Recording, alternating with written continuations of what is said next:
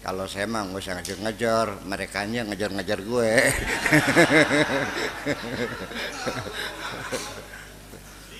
Saking gantengnya. Lah iya seperti itu. Jadi maksud saya, yuk kita ke depan jangan mempersoalkan perbedaan. Ya, apalagi itu masalah batal wudhu. Sampai orang mau sembayang tidak sembayang pun nggak usah dipersoalkan sih. Kita sebatas ngajak juga kalau mau. Kalau tidak, jangan maksa. Begitu aja kok.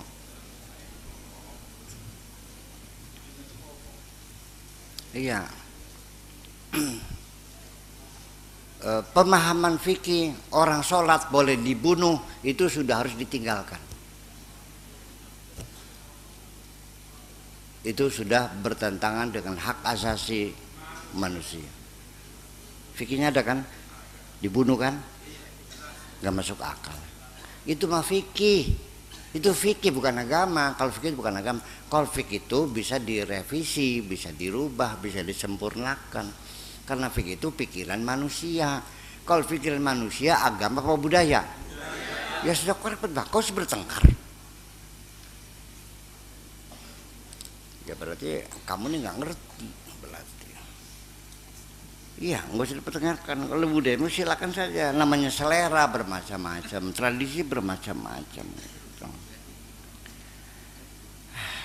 Gitu. Alaikum bil iman. Kamu juga harus beriman. Jadi landasan utama untuk menuju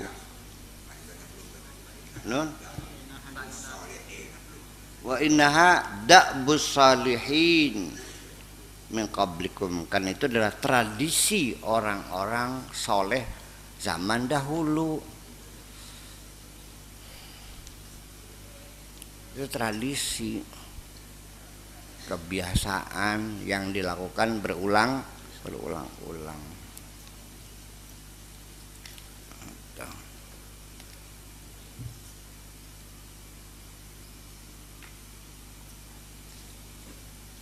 Kok cepet banget tuh jam 12 ya. Oke. Ya. Ini ada kaitannya dengan apa yang kita bacakan tadi. Yaitu kita menggeser pemikiran-pemikiran yang negatif ke arah yang positif. Karena pikiran negatif ini membuat kita nggak siap hidup kok. Apapun yang kita lakukan selalu gampang. Bisa tangga. Nantinya bagaimana? Sayanya begini. Ada rasa ketakutan, ada kecemasan. Ya, tidak bisa mengambil keputusan. Akhirnya semangat kerja juga melemah. Iya, semua orang dianggapnya jahat semua. Iya. Sama istri juga cemburunya gua kepalang tanggung lah tuh. Ya kan? Melihat orang tuh tidak menyenangkan. Iya. Rasa dendam, kebencian, kecewa, gelisah, galau, gundah gulana. Iya, sampai napas saja sesek. Iya. Ini perlu diselesaikan. Jangan sampai kamu orang Islam tapi hidupnya sengsara. Ya karena selama ini semua kebaikan-kebaikan yang didorong oleh agama untuk menolong orang susah, untuk membantu orang miskin, ya kan gitu, untuk bersedekah, berinfak, itu selalu dikaitkan dengan pahala yang sulit untuk menghitungnya, dikaitkan dengan sorga yang bakal terjadinya nanti setelah kamu mati. Padahal kebaikan-kebaikan yang kamu lakukan hari ini, Allah sudah bayar di sini kebaikanmu itu dengan kebahagiaan.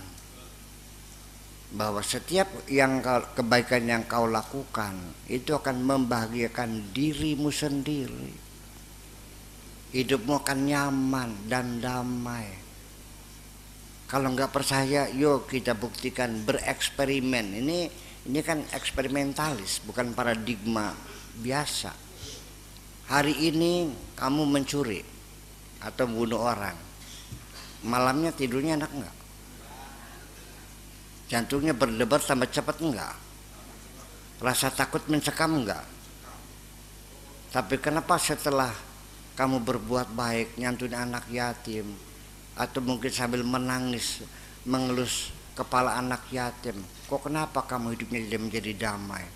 Kok kenapa jadi tiba-tiba makannya semakin berselera? Kenapa kok tidurnya jadi nyenyak? Tidak kamu hitung. Nikmat-nikmat Allah yang tidak kamu hitung. Ya. Iya kan? Jadi sebelum kita, di samping kita merubah pola pikir kita supaya menjadi pikiran yang positif, juga secara simultan kita latih diri kita untuk banyak berbuat positif kepada sesama. Akan merefleksi dan semuanya secara fisik dan psikologis berjalan bersama. Baik, assalamualaikum warahmatullahi wabarakatuh. Nama saya Dian Dian dari Al-Ihya, Bu ya. Saya dari Cianjur sebetulnya, teman-teman dari Bogor. Al-Ihya. Al-Ihya, ya. Al-Ihya, grup Al-Ihya. Grup Al-Ihya. Ya, grup Al-Ihya, brand Al-Ihya. Nah, berkenaan dengan grup kita, Bu ya, yang sudah setahun lebih ini bergerak di bidang menyampaikan sholawat dengan versi kekinian. Bahasa kami sholawat kekinian. Dalam setahun ini alhamdulillah banyak yang mendukung, tapi tidak sedikit juga yang mencibir, yang mencemooh, yang membuli, bahkan dengan mengatakan bahwa sholawat kok diginiin gitu.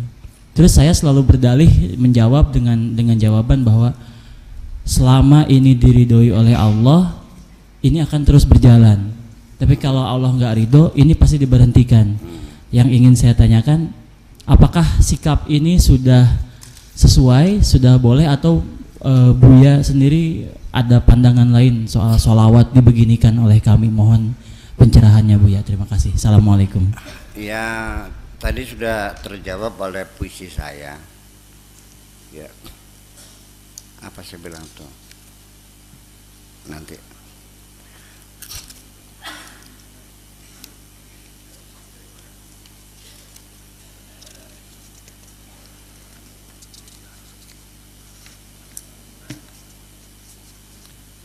Sudah terjawab tadi. Apapun tanggapan mereka tentang statusmu,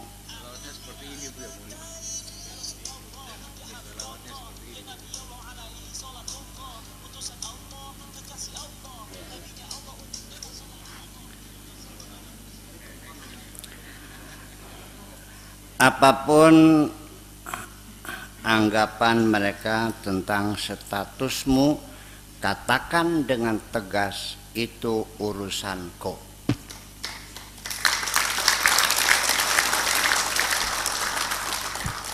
Gulet jayo.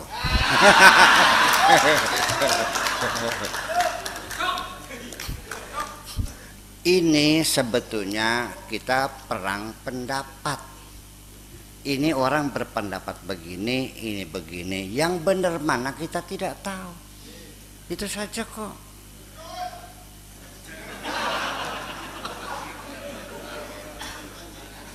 Pendapatmu itu jangan kamu nobatkan sebagai kebenaran mutlak. Sekarang kamu benar, belum tentu besok masih benar. Kondisi bergerak sudah tidak benar lagi. Apalagi itu pendapat-pendapat pikiran non eksperimentalis. Ilmu fisika yang paling pasti pun setiap saat selalu direvisi. apalagi tentang sholawat. Iya kan? Seputar perselisihan tentang sholawat, sampai ada yang melarang menyebut Sayyidina, harus Muhammad saja.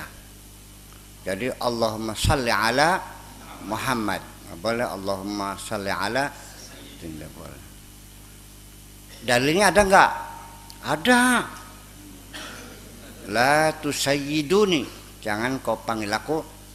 Benar, orang itu benar. Nabi melarang jangan panggil Sayyid. Jadi bahkan mereka tidak panggil Sayyid. Ya sudah, benar, sesuai dengan perintah. Perintahnya jangan menyebut. Ya sudah, jadi Allahumma sholli ala Muhammad. Sampai sekarang kita sholat saja, waktu tasyahud ada yang Allahumma sholli ala Sayyidina Muhammad, ada yang Allahumma sholli ala Muhammad saja. Ya silakan, yang Muhammad ya silakan, Sayyidina silakan. Yang benar mana? Ya kalau pengen yang benar nanti kalau sudah kamu sudah mampus semua, baru kita bersama-sama menghadap Allah, ya Allah mana yang benar, kan gitu aja kok. Yang saya inginkan, apa yang kamu yakini silakan Anda yakini, kan gitu. Dan abaikan semua pendapat orang itu. Ikutilah hati nuranimu. Nah, tadi kan tuh. Hilang. Sebab bagaimana kalau kita goyang, kalau kita tidak punya ketetapan dalam mengambil putusan, kita bimbang selamanya. Dan ini sangat tidak membahagiakan. Apapun yang Anda tidak memiliki keputusan yang pasti, Anda selalu bimbang. Dan ini juga menyusahkan kok. Oke. Jadi, nah di sini yang jadi persoalan adalah bahwa begini, orang bicara, Nabi berkata, bersabda, Allah berfirman. Apakah memang seperti itu? Kita harus tahu dalam komunikasi manusia itu tidak selalu ngomongnya begitu, maksudnya begitu. Ternyata ngomongnya begini, maksudnya begitu. Ngomongnya begana, maksudnya begini.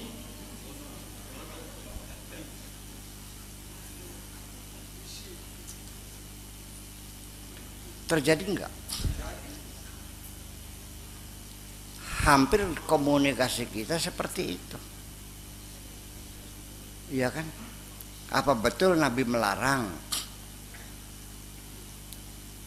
Nah, secara letterlek memang iya Nabi la tusayyidun, ya benar. Tetapi apakah maksudnya seperti itu? Belum tentu. Saya mau nanya, suatu ketika kita sedang ngobrol di rumah, Pak Rahmat, jam berapa sekarang? Maksudnya apa? Oh baru jam 12 Pak Kiai. Nggak paham. Cepet pulang, udah ngantuk saya.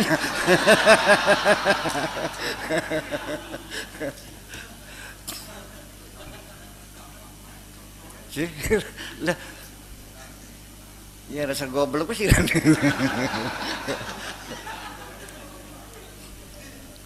Ya begitu nyarap, aduh punten Pak Kiai, udah ngantuk, capek dah, punten kan gitu, baru namanya cerdas gitu tuh. Kalimat itu tidak pernah, ini kaidah umum, kalimat itu tidak pernah dapat dipastikan maksudnya apa saja. Komunikasi manusia dengan bahasa manapun, bahwa huruf, kata, kalimat tidak pernah punya makna yang pasti. Karena bahasa adalah makhluk hidup. Sama seperti yang memakainya juga. Yang memakainya maju, bahasanya. Yang makainya budayanya rendah. Orang yang makainya pikirannya kacau, bahasanya.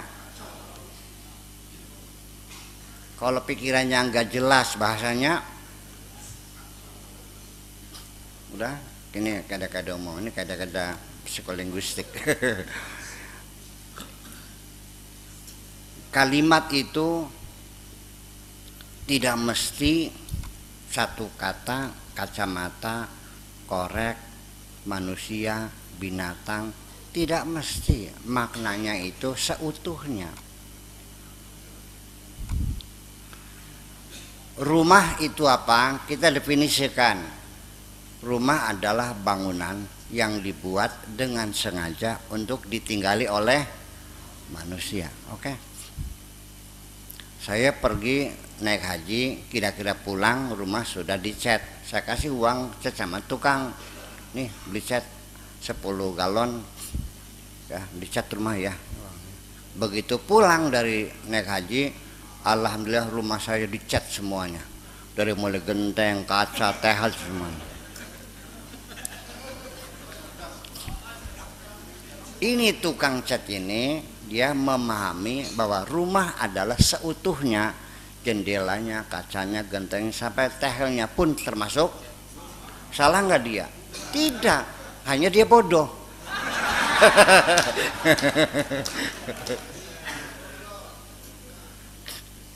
Kalau yang paham, rumah itu maksudnya adalah temboknya saja yang perlu dicat. Oke. Ini ada hadis Nabi yang menyebabkan perbedaan yang sangat radikal. Yang satu mengatakan bahwa kita berkewajiban memerangi seluruh umat manusia sampai mereka mengatakan la ilaha illallah. Habis fasis kan? Fasis. Dalilnya ada enggak? Ada. Umirtu an uqatilan nas hatta yaqulu la ilaha illallah wa yuqimu salat wa yutuz zakat. Nah, kita harus tahu an-nas itu manusia. Apakah seluruh manusia yang ada di dunia yang jumlahnya 8 miliar kita perangi, ataukah manusia yang memusuhi Kanjeng Nabi? Apa hubungannya memerangi orang yang cinta damai aja? Iya. Iya dong. Negara-negara cinta damai, Malaysia, Singapura, ya kan, Korea, Cina, Thailand, semuanya negara-negara cinta damai. Urusan apa kamu perangi? Iya kan? Berarti manusia di sini ini lafaznya am wa urida bihi al khas. Paham enggak? Selagi mereka tidak memusuhi, ya nggak ada masalah. Kita perangi untuk mereka yang memerangi kita, kan gitu persoalan.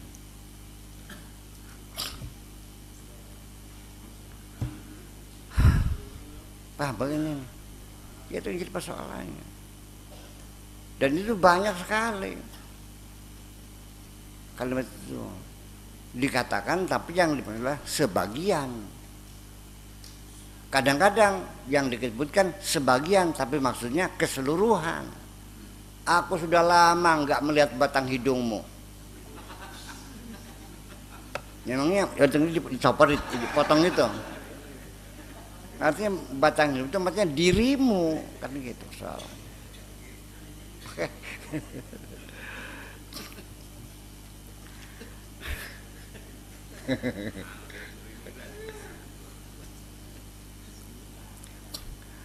Saya punya pacar, tapi mati sumput-sumputan sama calon mertuanya. Kalau ketemu di kebun gitu kan malam hari gitu, ngetok jendela malam hari kan gitu.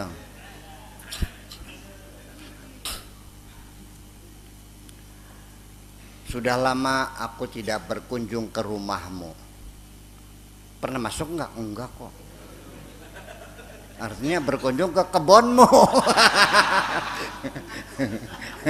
Luar dari rumah kok. Ini kita mengasihkan bahasa.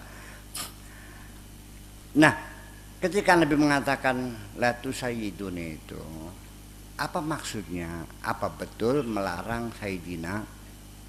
Ya kan begitu.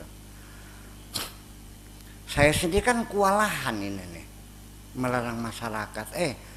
Sejak awal nggak usah dipanggil kiai, nggak usah haji, nggak usah ngapain profesor, dokter, ngapain? Sudah saya dapat panggilan Buya saja sudah sangat terhormat sekali. Udah Buya Sakur saja sih. Barangkali kamu panggil Sakur nggak pantas. Ya sampai sekarang sambil ditambah mursiduna wa murabbi ruhina waduh disuruh sapa begitu tuh. Jadi saya sendiri ya jangan menghukum orang begitu, karena kita harus apresiasi, itu tuh saking cintanya kepada saya.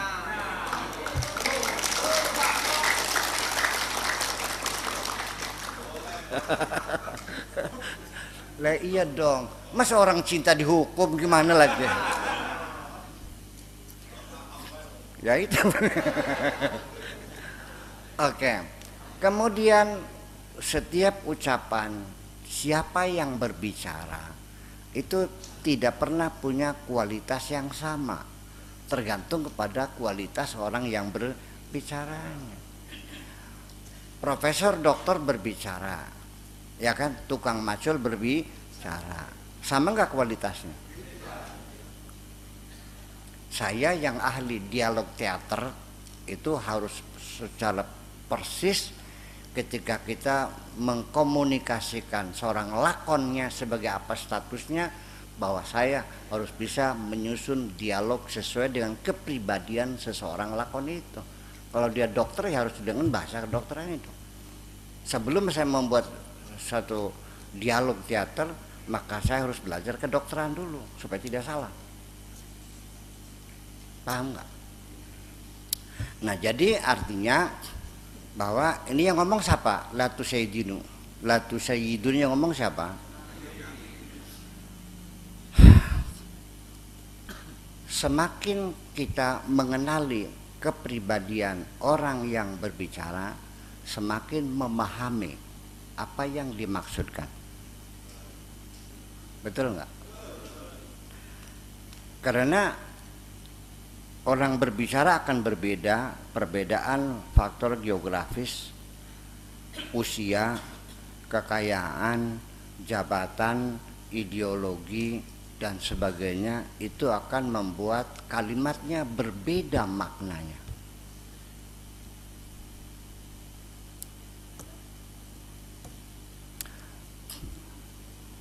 Istilah yang dipakai proyeksi, artinya apa?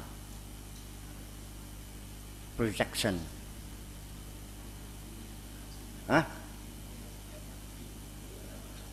Memproyeksikan. Proyektor.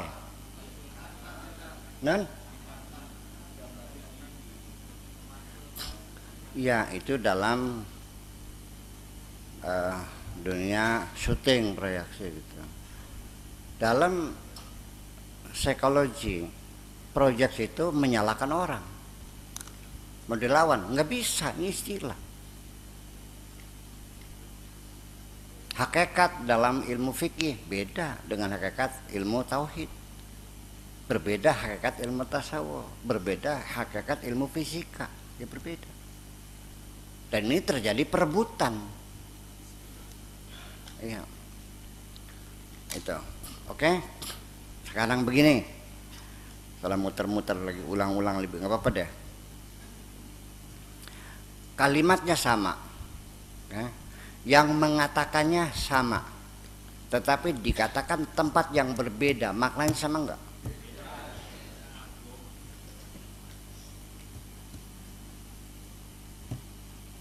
Pak Edi punya utang sama saya tagih di sini, cari bakyak.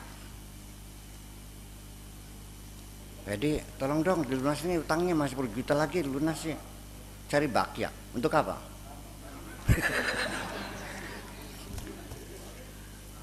Tapi ketika saya nagihnya di rumah berdua, waduh manggut-manggut, Pak Kiai punten, sekarang pas lagi nggak ada, terus saya berjanji insya Allah deh, nanti saya anterin dia duitnya deh, punten kan gitu. Tempat membuat makna terhadap kalimat yang kamu ucapkan. Paham? Tidak semudah itu.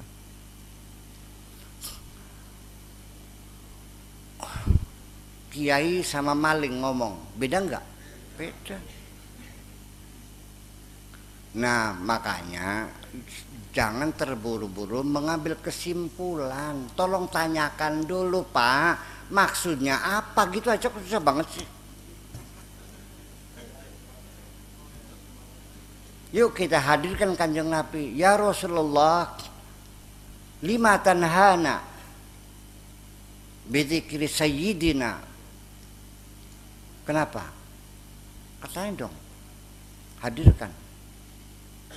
Nah, makanya kita akan tahu bahwa watak kepribadian seseorang itu bisa memberikan kejelasan kemana arah maksudnya.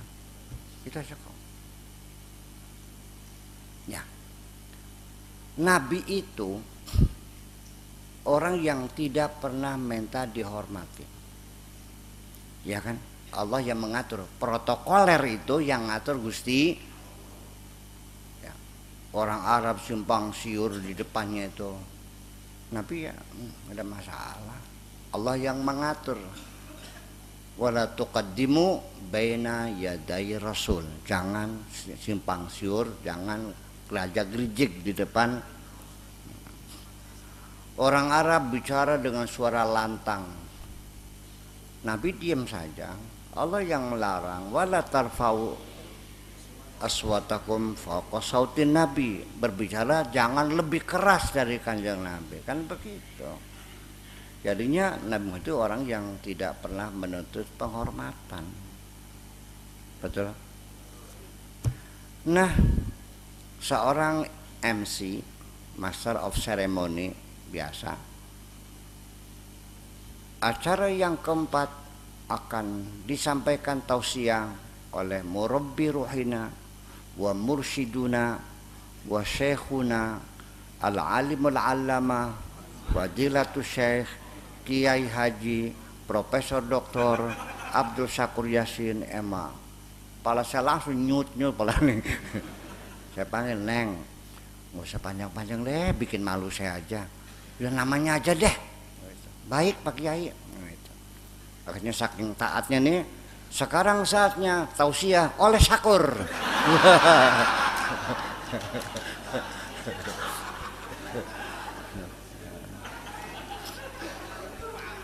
MC penurut bukan? Penurut, goblok tapi pinter. Dasar MC goblok loh. Saya pun marah sama dia kan gitu. Bukan saya, para yang lain. Kurang ajar kamu. Katanya yang disuruhnya begitu katanya. Kira-kira begitulah artinya ya. Silakan. Jadi silakan Anda sanjung Kanjeng Nabi, silakan bersalawat, silakan sebutkan sebanyak-banyaknya pangkat dan terus dengungkan salawat di depan umat ini. Ya, udah kemalaman ya. Sok apa terakhir setelah gua udah 1:30. Udah cukup di jam 1:30, 1:30 malaman. Oke, yuk assalamualaikum.